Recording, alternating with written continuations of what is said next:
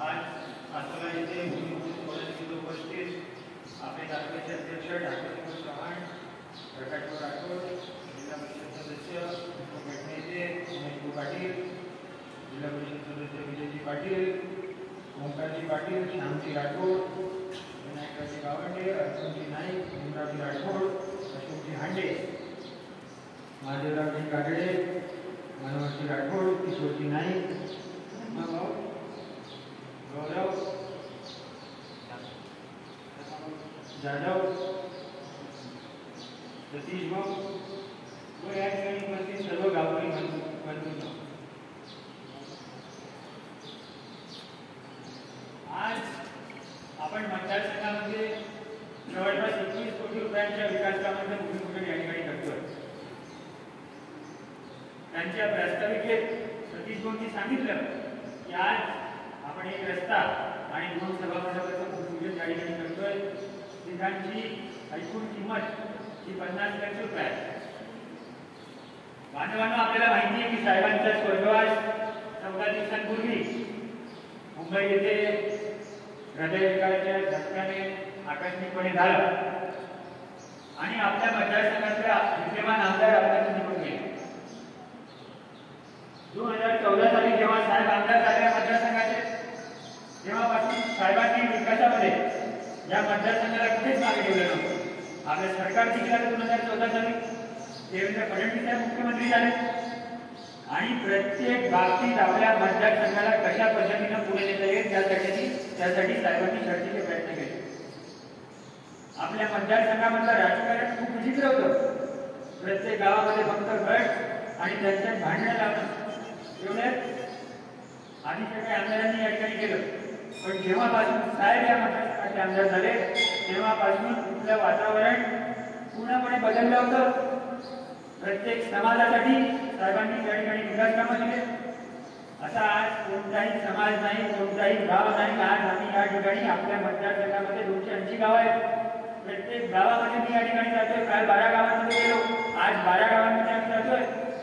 एकही गाव असा नाही ज्या ठिकाणी आम्ही जात आहोत आणि त्या ठिकाणी साहेबांनी विकास काम या ठिकाणी टाकलेलं नाही. प्रत्येक गावामध्ये 2, 3, 4, 5 विकास कामं आहेत आणि हे झाले त्या गावांमध्ये अंतर्गत विकास काम. साहेबांनी रस्त्यांचा नेटवर्क त्या ठिकाणी आपल्या मतदारसंघातला सगळीकडचा चांगला केला. आज आपण मानवाला जाता, कारंजाला जाता, सगळीकडचे रस्ते चांगले झाले. आज आपल्या मतदारसंघामध्ये तालुक्यामध्ये कोल्हापूर सारख्या जवळच्या जिल्हा परिषद सर्कलमध्ये एवढं मोठं या ठिकाणी तीर्थक्षेत्र होतं. आजपर्यंत कोणी काहीच केलं नव्हतं. साहेब आमदार झाले, फडणवीस साहेब मुख्यमंत्री असताना संजीव राठोडांनी पुढाकार घेतला त्याच्यामध्ये आणि सगळ्यांनी साहेबांनी ताकदीने साथ दिली आणि 600-700 कोटी रुपयाचा प्रकल्प आपल्या तालुक्यामध्ये या ठिकाणी होत आहे.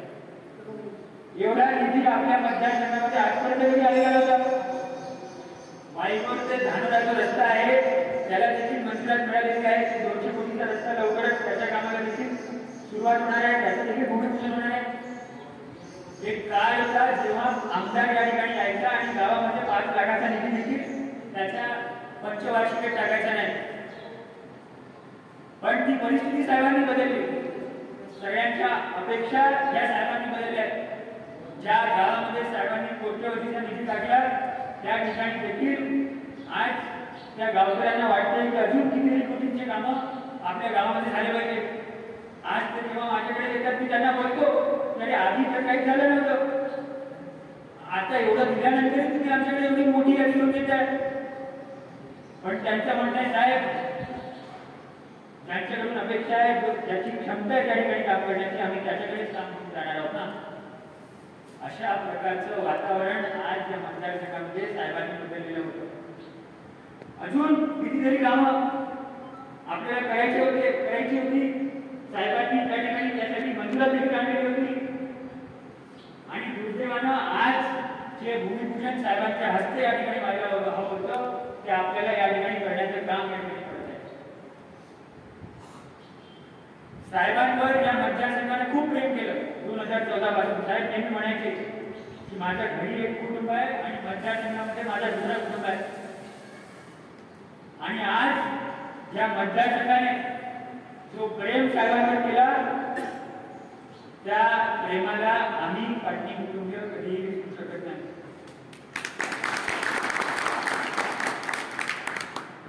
साहेब आणि माझे काका दोन भाऊ होते. माझ्या काकांना सांगितलंय आता तुम्ही घर सांभाळा, मी साहेबांचं दुसरं कुटुंब त्या ठिकाणी जाऊन सांभाळतो.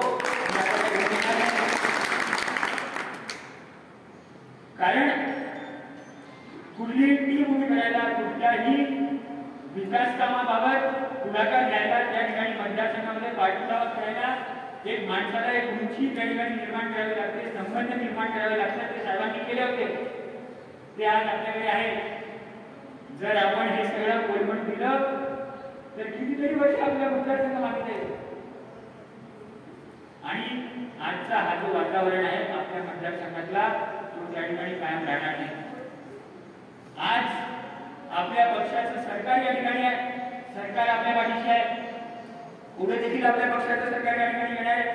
आता तर राष्ट्रवादी काँग्रेस असो, अजित पवार असतील, मुख्यमंत्री एकनाथ शिंदे साहेब असतील, देवेंद्र फडणवीस साहेब असतील, राज्यातले तिन्ही घराण्याचे नेते एकत्र बसलेले आहेत. तर पुढचं सरकार देखील भारतीय जनता पक्षाचं येणार आहे याच्याबद्दल कोणाच्याच मनामध्ये दुमत नाही. आणि जर आपल्याला आपल्या मतदारसंघाचा विकास करायचा असेल तर सत्तेशिवाय पर्याय नाही. कारण निधी भेटतच नाही सत्तेशिवाय.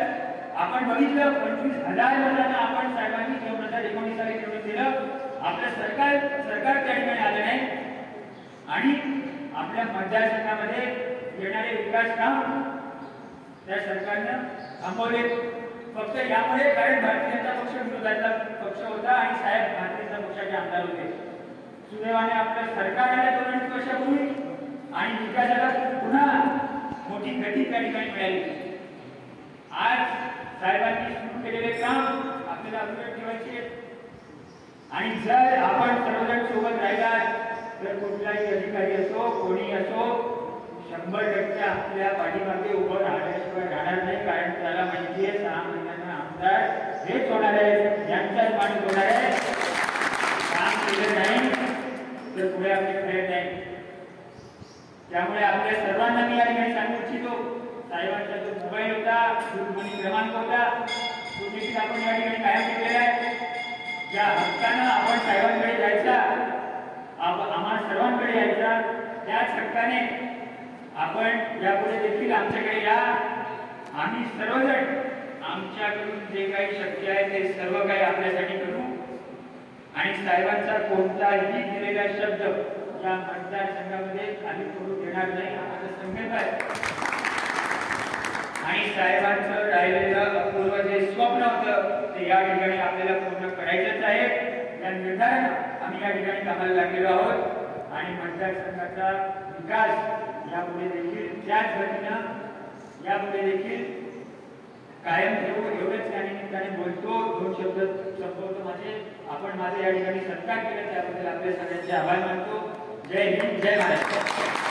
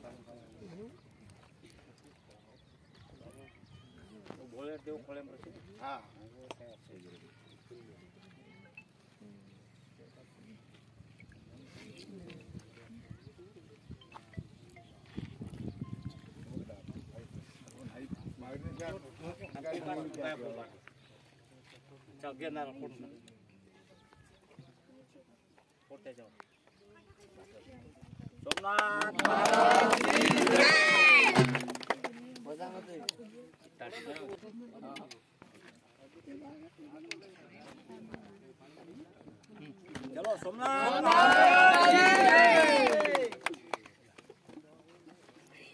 चल मारे बेलो जरा मार जम गड़ी जा बस